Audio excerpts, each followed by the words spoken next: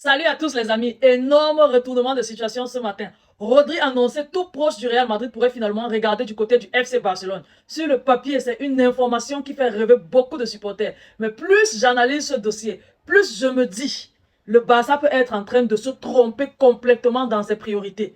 Je vous explique. Mais avant mon explication, s'il vous plaît, rejoignez ma chaîne WhatsApp. C'est une chaîne privée dans laquelle on discute de tout. Tous ceux qui veulent vraiment être proches de moi, qui veulent qu'on discute, rejoignez massivement cette chaîne WhatsApp. Voilà, ce matin, la Cadena Ser nous annonce que Rodri aurait reçu des bruits de couloir, comme quoi le vestiaire du Real Madrid est trop toxique. Du coup, il a pris peur et il doute un peu. Mais son envie de retourner en Espagne est toujours aussi grande. Donc, Rodri veut revenir en Espagne, mais il doute un peu de rejoindre le vestiaire du Real Madrid à cause de tout ce qui se passe dans ce vestiaire-là. C'est la raison pour laquelle il n'a pas donné de suite à l'offre proposée par le Real Madrid. Et la Cadena Ser ce matin nous dit quoi? Il nous dit que le Barça est intéressé par Rodri. Mais sauf que le Barça n'a pas envie de se mêler d'un dossier qui risque de ne pas aboutir. Tout ce qu'ils attendent, c'est un signal de Rodri qui leur annonce que oui, lancez-vous sur le dossier. Moi, je vais venir au FC Barcelone. Ils ont tout juste envie d'un certain accord de Rodri pour se lancer sur le dossier. Moi, ce qui me dérange, ce qui m'énerve dans ce dossier, c'est que, je ne dis pas non, hein, Rodri est un très bon milieu de terrain. Le Barça ferait bien d'accueillir Rodri. Rodri va apporter énormément à ce milieu de terrain barcelonais majoritairement composé de jeunes. Et ça sera quelque chose de bien. Mais sauf que, vu la situation actuelle du Barça, est-ce que Rodri, signer Rodri, c'est notre priorité? Non. Signer Rodri peut être notre troisième priorité. Mais le FC Barcelone fait déjà comme si c'est la priorité ultime. Puisque Frenkie de Jong est blessé et sera out pour minimum 4 mois. Ils veulent remplacer numériquement Frenkie de Jong par Rodri. Est-ce que la saison dernière, quand Frenkie de Jong s'était blessé, on avait ressenti une absence grave et gênante dans notre effectif? Non.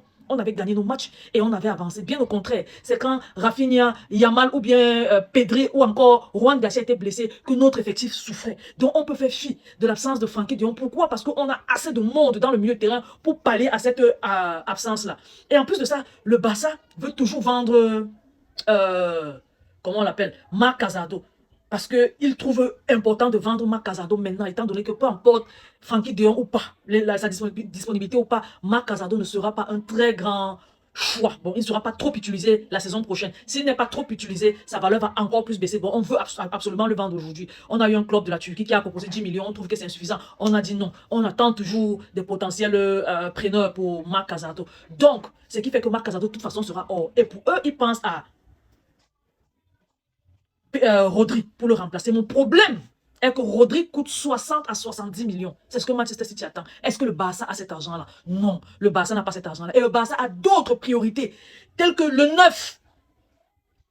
Julian Alvarez est notre priorité, on ne parvient pas à l'acheter. Et on entend ce matin aussi que Julian Alvarez aurait reçu des consignes pour démarrer sa pré-saison en solo chez lui pendant qu'il est en vacances de l'Atlético de Madrid et qu'il a reçu ces consignes-là. Et il le met en pratique, Donc Julian Alvarez est quelque part déjà en train de faire une semi-pré-saison pour rejoindre l'Atlético de Madrid. Donc tout porte à croire que le 10 août, date de sa rentrée, il va venir à l'Atlético de Madrid s'entraîner pour commencer la saison. Donc, penser à un certain forcing de Julian Alvarez, c'est avoir tort. Parce que Julian Alvarez ne va pas rentrer dans le forcing. Il ne va pas forcer son départ. Il a signifié son départ. Il a un contrat. Si sa direction ne veut pas le laisser partir, il va devoir respecter son contrat. Il ne va pas faire son Coutinho ou bien son Dembélé. Non, non, non. Il va respecter son contrat. Et c'est au FC Barcelone de déjà comprendre ça et se tourner vers un autre numéro 9. On a Victor Osimhen. Ils attendent 60 à 70 millions pour laisser filer Victor Osimhen. On peut aller vers Victor Osimhen avant que notre club n'aille vers là. Et en plus de cela, on a la défense centrale à renforcer. On ne va pas continuer avec Alaoro. Déjà, Alaoro a encore clairement stipulé qu'il ne va pas partir et qu'il va rester au FC Barcelone histoire de gagner plus de temps de jeu et s'affirmer. Moi, je me demande quoi quand franchement, l'autre là. Mais on a Christian Romero de Tottenham. L'Argentin attend depuis que le FC Barcelone fasse quelque chose pour l'attirer. Le FC Barcelone dit ceci: on finit avec le 9 et on vient pour toi. Mais sauf que le 9, ils sont en train d'abandonner la priorité qui est de recruter un 9 pour s'investir vers Rodri. Et pourtant, Christian Romero attend que le Barça finisse avec l'achat du 9 pour venir vers lui. Le temps est en train de passer. Le temps se passe vraiment vite. Le mercato tend vers sa fin. Christian Romero va devoir trouver un autre club. Et quand le Barça va se relever pour pouvoir essayer de recruter un numéro 9. Et ce sera peut-être trop tard. Romero sera parti, Alvarez sera calé à l'Atlético de Madrid. Et même Victor Osimhen sera déjà peut-être bloqué par son club. Il ne sera plus sur le marché de transfert. Pourquoi? Parce que si on le vend, je ne sais pas, au 20 août, 25 août, qui est-ce que Besiktas va trouver pour le remplacer? C'est ça le problème. Donc le Barça doit vraiment, vraiment, vraiment se lever, vraiment, vraiment revoir ses priorités et foncer vers ses priorités. Notre grosse priorité actuelle, c'est le 9. La seconde, c'est la défense centrale avant de penser à remplacer numériquement Frenkie de Jong, qui a seulement 4 mois d'indisponibilité. Il sera là en janvier. C'est vrai, si Rodri est dans notre effectif, ça va nous apporter quelque chose de bien. Et en plus de cela, on met en mal le Real Madrid. Mais s'il vous plaît, ouvrons les yeux. Avec le mercato XXL que le Real Madrid est encore en train de faire, après avoir fait venir José Mourinho, il est bien vrai que Kylian Mbappé seul a réussi à chasser Carlo Ancelotti, Xabi Alonso et Arbeloa. On ne sait pas si ça sera pareil, mais on ne peut pas baser notre mercato sur le fait que ça va capoter dans leur vestiaire. On doit faire un mercato de taille. Et tel que je suis en train de voir le mercato du Real Madrid, si on s'amuse, on ne pourra pas faire le triplé national. Déjà que l'année passée, la saison dernière, on ne l'a pas fait. On ne pourra pas le faire parce que le Real Madrid va devoir choper soit la Liga, soit la Super Coupe d'Espagne, ou alors la Coupe du Roi. Donc c'est à nous de nous lever.